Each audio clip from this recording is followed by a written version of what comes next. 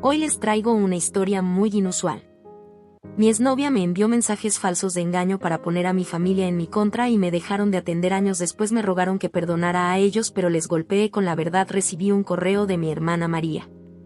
Después de 3 años de silencio no hablábamos desde que todo ocurrió con Rocío. Estaba sentado en el sofá después del trabajo revisando unos correos cuando vi uno de ellas. Su nombre me sorprendió y la línea de asunto decía: simplemente ven a mi boda. Me quedé mirando la pantalla por un rato antes de abrir el mensaje. No estaba seguro de por qué me contactaba después de tanto tiempo. La última vez que hablamos ella me gritó por teléfono diciéndome cosas que prefiero no repetir. Después de eso perdió todo contacto conmigo y el resto de mi familia la siguió. Desde entonces solo hubo silencio. El correo era corto y directo. María decía que se casaba en unos meses y quería que yo asistiera. No mencionó lo ocurrido ni ofreció una disculpa o explicación. Simplemente dijo algo sobre cómo la familia es familia y que significaría mucho para ella que yo estuviera allí. Incluso adjuntó la invitación como si ya hubiera aceptado mi asistencia. Cerré el correo sin responder. Retrocedamos un poco en el tiempo. Hace 3 años estaba saliendo con Rocío, con quien llevaba 2 años de relación. Al principio todo parecía bien, pero en el último año quedó claro que las cosas no funcionaban. Rocío tenía la costumbre de convertir cada discusión en un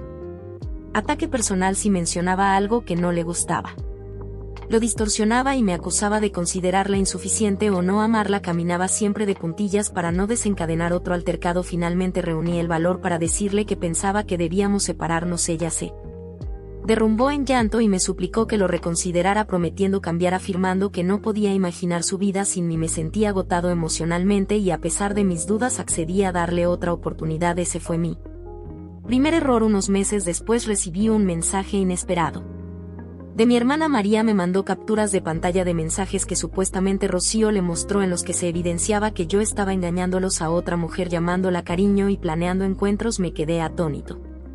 Jamás envié esos mensajes y ni siquiera conocía el número que Rocío afirmaba que pertenecía a esa mujer. Traté de explicar la situación a María, pero ella no quiso escucharme. Me llamó mentiroso y me acusó de ser despreciable por haber traicionado a Rocío, hasta decir que no quería verme. Las mentiras de Rocío no se detuvieron allí. Al parecer ella llevó esas capturas también a mis padres, quienes me llamaron furiosos exigiendo saber qué clase de hombre era cuando intenté explicar que los mensajes eran falsos. Mi padre me interrió diciendo que Rocío no inventaría algo así. En cuestión de una semana mi familia entera se puso del lado de Rocío. Me llamaron adulador, manipulador, mentiroso, las palabras que Rocío les había inculcado. Mi madre decía que yo avergonzaría a la familia y mi padre me dijo que ya no debía presentarme en sus casas. Incluso familiares lejanos se involucraron. Recuerdo que mi tía publicó algo en Facebook llamándome la oveja negra de la familia. Intenté defenderme, pero fue en vano. Rocío tenía a todos controlados y nadie quiso escuchar mi versión. Una vez que me rechazaron alcancé un punto muy bajo en mi vida. No solo había perdido a mi novia, sino a toda mi familia de un solo golpe. Fue humillante y me hizo sentir totalmente aislado. Las únicas personas que se mantuvieron a mi lado fueron Jaque, mi mejor amigo, y Sofía, con quien empecé a salir años después. Sofía fue quien me ayudó a recomponer mi vida, pero las cicatrices de esa experiencia aún están presentes. El punto álgido llegó aproximadamente 1 año después de todo esto, cuando María descubrió la verdad. Una amiga suya que también era cercana a Rocío se puso en contacto con ella para mostrarle pruebas de que Rocío había fabricado todo. Al parecer Rocío se sentía insegura y temía que yo la dejara, así que inventó la historia del engaño para adelantarse a la ruptura. Incluso admitió haber manipulado las capturas de pantalla. Al enterarse, María me llamó llorando y pidiéndome disculpas, confesando que no sabía cómo pudo haber creído en las mentiras de Rocío. Me dijo que nuestros padres también se sentían mal, pero que no sabían cómo acercarse a mí. Después de tanto tiempo yo le respondí que ya era demasiado tarde. Para entonces yo ya los había excluido de mi vida. Esa es la situación actual. 4 años después María decide comunicarse conmigo porque se casa. No sé si lo hace por culpa o simplemente para no tener que explicar en su boda, porque su hermano no estará presente. De cualquier forma no estoy interesado. Ellos tomaron una decisión en su momento y yo he tomado la mía ahora. Comentarios adicionales. Alguien preguntó: espera, entonces tu familia nunca intentó contactarte después de descubrir que Rocío mintió? Ni siquiera una disculpa de tus padres. La respuesta es que no hubo tal cosa, ni siquiera una disculpa directa. María fue la única que me llamó al enterarse de la verdad, y aunque ella intentó enmendar las cosas, parecía más un daño controlado que una genuina reconciliación. Según me dijo, mis padres se avergonzaron de lo sucedido, pero no sabían cómo abordar el tema conmigo. Eso me molestó aún más. No me importa lo incómoda que haya sido la situación para ellos, si tuvieran un mínimo de arrepentimiento podrían haber tomado la iniciativa para comunicarse conmigo, ya sea por teléfono o por carta, pero no lo hicieron. Dejaron la situación en manos de María como si nada hubiera pasado. Por lo que veo, intentaron enterrar el asunto con la esperanza de que el tiempo lo curara todo y que eventualmente yo regresara a sus vidas. Para ser sincero, no pienso regresar. No es mezquino protegerme de personas que ya han demostrado no estar de mi lado cuando realmente importa. Si hubieran reconocido su error en su momento, quizá hoy nuestra conversación sería distinta. Sin embargo, ellos eligieron creer en Rocío sin darme oportunidad de explicar, además de cortar toda relación conmigo y difamar con el resto de la familia. No estoy viviendo enojado ni guardando rencor perpetuamente. He seguido adelante con mi vida, pero eso no implica que abra la puerta para que me lastimen nuevamente. María intentar contactarme ahora me parece más un intento de aliviar su culpa que de realmente buscar una reconciliación. Además, seamos realistas, si no fuera por su boda, ¿crees que de repente se preocuparían por reconectar? Dudo que lo comprenda. No entiendo por qué tu familia se puso tan rápidamente del lado de Rocío. ¿Tenía ella algún tipo de influencia extraña sobre ellos, o hay más en la historia con tus padres? ¿Por qué estuvieron tan dispuestos a desentenderse de ti? Yo también me he preguntado eso muchas veces al mirar hacia atrás. Creo que fue una combinación de factores. Primero, Rocío siempre había sido muy cercana a mi familia, sobre todo a mi madre y a María. Mi madre solía decir que ella era la pareja perfecta para mí y María la admiraba como si fuera una hermana mayor, así que cuando Rocío se presentó con pruebas de que yo había engañado, no las cuestionaron porque ya la tenían en muy alta estima. En segundo lugar, siempre he tenido una relación complicada con mi padre. Es el tipo de persona que ve el mundo en blanco y negro, y una vez que etiqueta a alguien como el villano, para él se acabó. Creo que él vio en esta situación una oportunidad para ejercer autoridad moral. Y dado que Rocío tenía lo que parecía una prueba sólida, fue fácil para él descartarme. Sin más, también es importante mencionar que no estoy tan unido a mi familia como María. Ella es la niña prodigio y yo siempre he sido más un pensamiento. Al final no creo que me hayan odiado, pero tampoco me valoraron lo suficiente como para luchar por mí, y cuando las cosas se pusieron difíciles, si soy sincero, creo que ahora se acercan a mí porque se dan cuenta de que la boda de María se verá extraña sin su hermano presente. No siento que me extrañen, sino más bien que quieren salvar las apariencias. Actualización: después de mi publicación original asumí que las cosas se calmarían una vez que ignorara el correo de María. Pensé que con ello captaran la indirecta, pero por supuesto no fue así. Mi familia no es del tipo que deja pasar las cosas sin más, especialmente cuando sienten que están perdiendo el control de una narrativa. Lo que empezó con una invitación ignorada se transformó en llamadas, chantajes emocionales y mensajes de familiares con quienes no hablaba desde hacía años. Todo comenzó con una llamada de mi padre. Ver su nombre en mi teléfono fue un shock. No habíamos hablado en 4 años desde el conflicto con Rocío, ni siquiera había intentado contactarme cuando la verdad salió a la luz. Así que de repente me llamara tenía que ver con la boda de María. Contesté principalmente para saber qué quería decirme. Sin esperar mucho, para su crédito, él no me defraudó y fue directo al grano, diciéndome que María le había contado que no asistiría a su boda y que necesitaba reconsiderar mi decisión. Su tono no era disculpa, al contrario, parecía molesto, como si mi negativa fuera un inconveniente personal para él. Habló de cómo la familia debía permanecer unida y de que esta era una oportunidad para avanzar. Yo me quedé mayormente en silencio, dejándolo hablar, aunque era obvio que no quería abordar realmente el pasado. Finalmente interrumpí y le dije que no veía el sentido de asistir. Le recordé que me habían desheredado por completo cuando Rocío hizo sus acusaciones. No fue simplemente un malentendido, fue una decisión deliberada. Ellos creyeron a Rocío sin dudarlo. Cuando se descubrió la verdad, ni siquiera tuvieron la decencia de disculparse. Su respuesta fue que se habían cometido errores y que todos resultamos heridos, pero que era tiempo de dejar atrás aquello. Escuchar esa frase fue como un puñetazo en la cara. Lo dijo de forma tan despectiva, como si eliminarme de sus vidas, manchar mi nombre,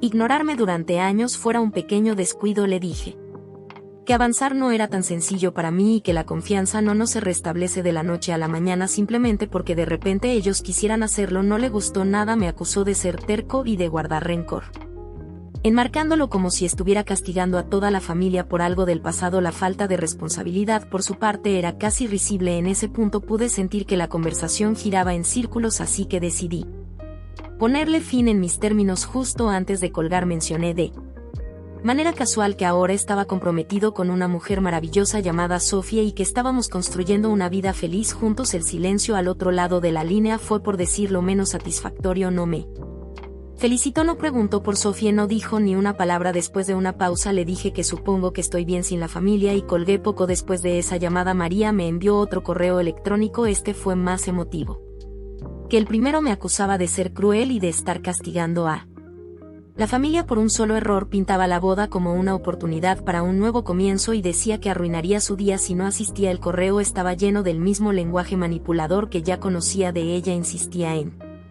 que se trataba de avanzar y de cómo la gente notaría mi ausencia. Quedaba claro que estaba más preocupada por las apariencias que por reparar nuestra relación. Lo que realmente me molestó fue cuando escribió que hasta Rocío admitió que se equivocó y me preguntó por qué no puedes avanzar. Esa frase me sacó de quicio. Rocío nunca se disculpó conmigo, admitió que mintió solo porque alguien la atrapó en ello, no porque sintiera remordimiento, e incluso si lo hubiera hecho no borraría el hecho de que mi familia me abandonó sin dudarlo. Que María actuara como si la confesión forzada de Rocío fuera una solución mágica era insultante. Unos días después mi madre llamó. Su enfoque fue similar, pero con una dosis extra de manipulación emocional. Empezó diciendo que no entendía por qué era tan tercamente reacio a reconciliarme. Luego sacó a relucir recuerdos de mi infancia intentando tocarme el corazón. Decía cosas como todos cometemos errores, pero la familia es familia, como si eso justificara lo que hicieron.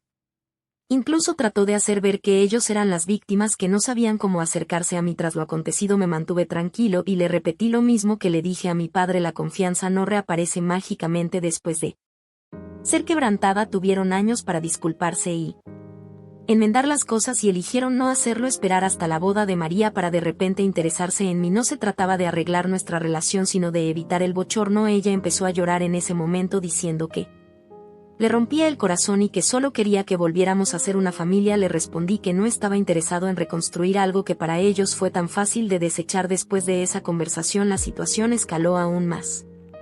De algún modo la noticia se extendió al resto de la familia y de repente comencé a recibir una avalancha de mensajes. Primos, tías e incluso amigos de la familia decían que debía dejar el pasado atrás. Algunos fueron abiertamente hostiles, llamándome egoísta y acusándome de arruinar el gran día de María. Otros intentaron minimizar lo sucedido preguntándome si no había superado ya lo de tantos años. Fue, por decirlo menos, frustrante. A ninguno parecía importarle lo que yo pasé ni cómo su traición me afectó, solo que querían que asistiera y que me portara bien para que la familia pareciera perfecta nuevamente. La única persona que parecía comprender la situación fue mi tío, el hermano de mi madre. Me llamó en privado y me dijo que no me culpaba por mantenerme alejado. Me contó que intentó hablar con mis padres sobre cómo manejaron las cosas conmigo, pero se negaron a asumir responsabilidad. Esa llamada significó mucho para mí, aunque no cambió el hecho de que el resto de la familia se estaba reforzando en su postura. Después de un mensaje particularmente desagradable de uno de mis primos, la presión familiar no hizo más que intensificarse. Decidí que ya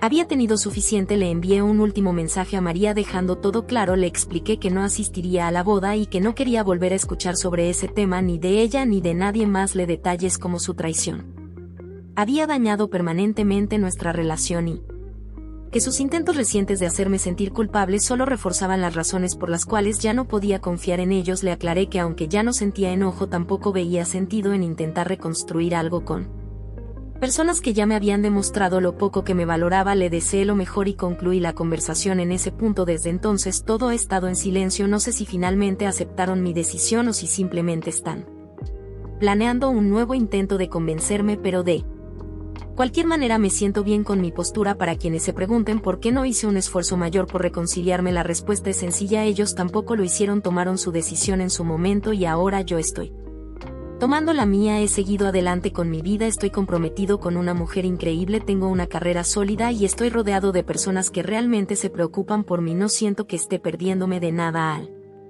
cortar lazos con mi familia. Quiero agradecer a todos los que comentaron en mi publicación original. Su apoyo me dio la confianza para mantenerme firme en mi decisión. Historia 2: soy un hombre de 28 años y estoy utilizando esta cuenta desechable porque me encuentro muy molesto y necesito desahogarme. Sé que esta historia será larga, por lo que les pido disculpas por adelantado. Llevo casi 10 años de matrimonio con mi esposa, que tiene 27 años. Nos casamos a los 21 y tuvimos a nuestro primer hijo un año después, seguido por nuestra hija 3 años más tarde.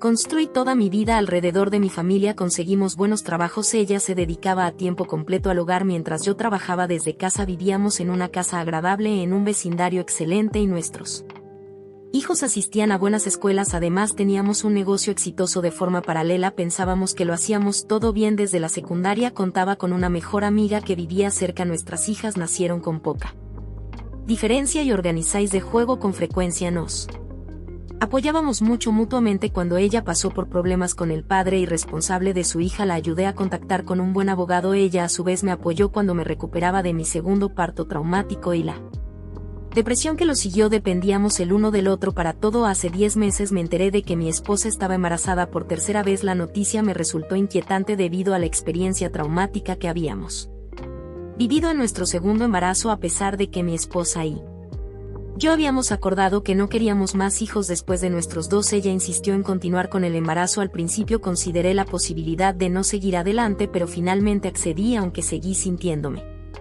incómodo y casi miserable durante los siguientes meses. Durante ese tiempo mi esposa fue diagnosticada con hiperémesis gravídica, lo que la llevó a vomitar hasta 20 veces al día durante medio año, perdió mucho peso, tuvo que dejar de trabajar y fue hospitalizada con frecuencia.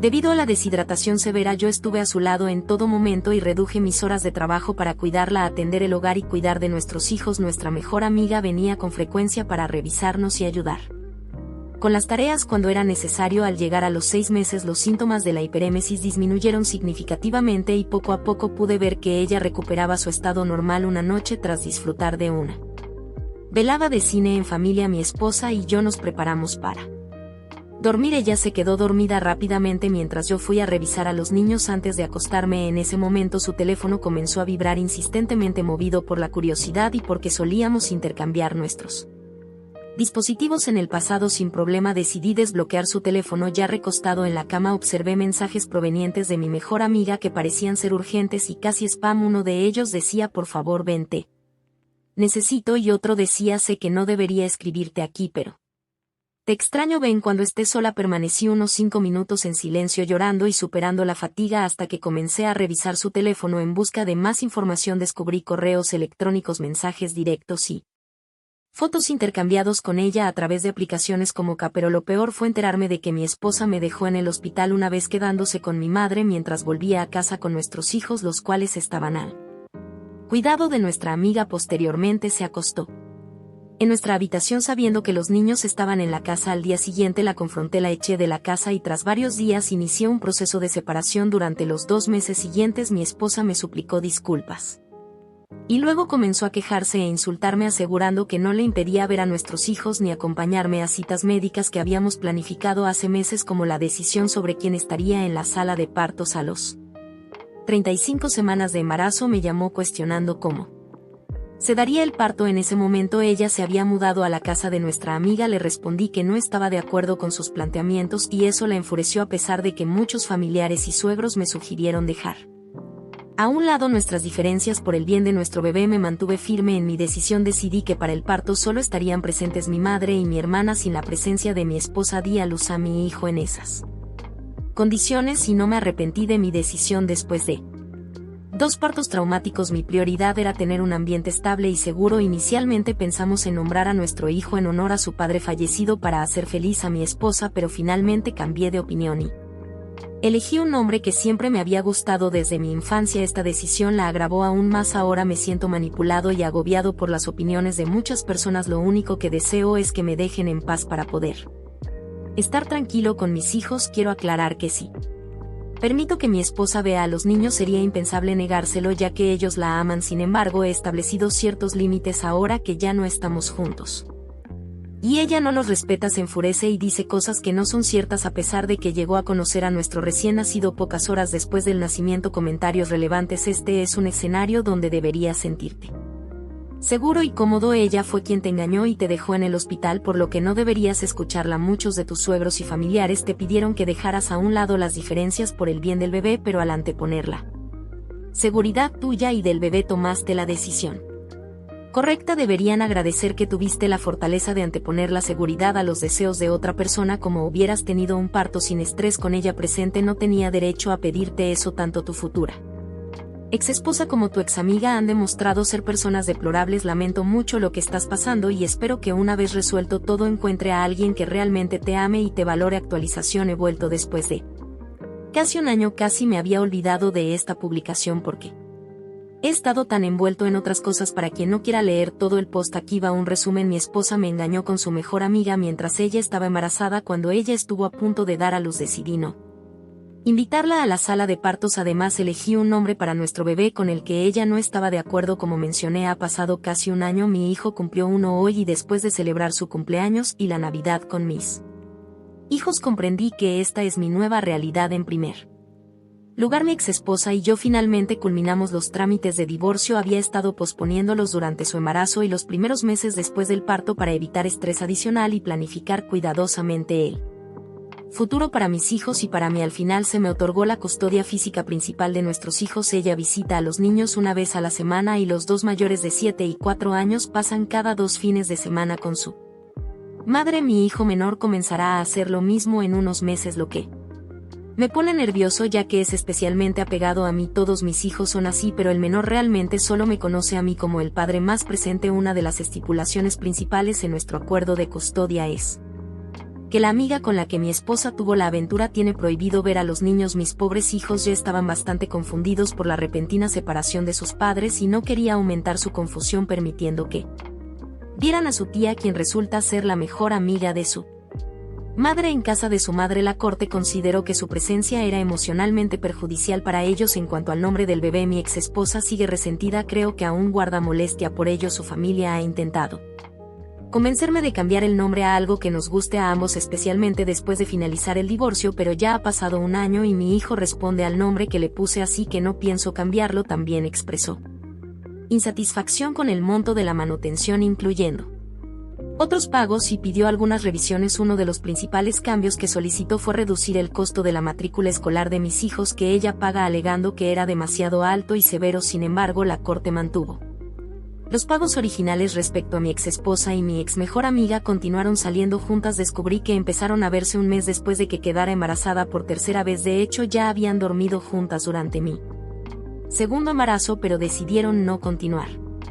Entonces, porque según dijeron no estaban listas para arruinar las cosas ni lastimar a nadie. La familia de mi ex ha apoyado mucho esta relación, llegando incluso a invitar a su amiga a reuniones familiares en días festivos como acción de gracias o Navidad. Debido a esto, mis hijos no asisten con frecuencia a esos eventos. Después de todo este lío, me doy cuenta de que quizás el entorno de mi ex nunca me ha querido mucho, pero está bien. Finalmente hablé con mi ex mejor amiga para preguntarle por qué lo hicieron. Ella afirmó que solo eran amigas, pero que se acercaron mucho mientras lidiaba con problemas relacionados con su exnovio irresponsable. Ambas insistieron en que mi esposa solo quería protegerla, lo que supuestamente derivó en amor. Escuchar esto me dolió mucho, pero al mismo tiempo sentí un alivio al conocer la verdad. Con el tiempo esa información dejó de herirme y me di cuenta de que ya no amaba a mi ex esposa, lo que me permitió soltarla definitivamente. Según su traición, ella se separaron hace una semana, aunque aparentemente es solo un descanso. Quién sabe qué pasará. Aunque mis hijos van a casa de su madre cada 2 fines de semana, eso me ha ayudado bastante a encontrar tiempo para mí mismo. Obviamente estoy en proceso de descubrir quién soy sin estar constantemente en el rol de esposo o padre. En muchos sentidos encuentro que lo sucedido ha resultado ser una verdadera bendición y por eso ya no siento enojo. En lo personal, he comenzado a salir con alguien. No ha pasado mucho tiempo y no es algo muy serio aún, pero nos llevamos muy bien. Al principio mi ex esposa complicó la situación, pues no quería que tuviera a ningún hombre en la vida de mis hijos. No estoy seguro de cómo hacer publicaciones de actualización, así que pido disculpas si esto no es correcto. Probablemente esta sea la última actualización. Solo quería informarles que estoy bien. Comentarios relevantes. Él rompió con la ex mejor amiga después de saber que está saliendo con alguien. Empecé a salir con este nuevo chico en octubre y mi ex se enteró a finales de noviembre. El app explica sobre la orden judicial que prohíbe que los niños vean a la pareja de su padre. Es verdad que se implementó algo así, algo que ni siquiera pensé que podría lograr, pero si hay evidencia de que la presencia de esa persona podría ser perjudicial emocionalmente, se puede tomar una medida al respecto. Eso requiere pruebas concretas. Durante nuestra separación llevé a mis 2 mayores a terapia para que en el cambio y pude Utilizar a su terapeuta como la evidencia necesaria de todas formas no es una estipulación permanente. Consejo: buen trabajo. Nunca dejes que esa serpiente amiga vuelva a tu vida, ni siquiera si regresa de rodillas, incluso si ella afirma que yo no he sido el mejor amigo para ella en ocasiones durante nuestra larga amistad. Bueno, ninguno de nosotros es perfecto y la mayoría de nosotros no podemos ser el mejor amigo todo el tiempo, pero eso no justifica que se acuesten con los esposos de sus amigos. Ella es literalmente la peor. En ese momento sentí ganas de estrangularla. No pude pensar en una sola cosa que yo hubiera hecho mal como para que ella mereciera hacerme eso, pero así es la realidad.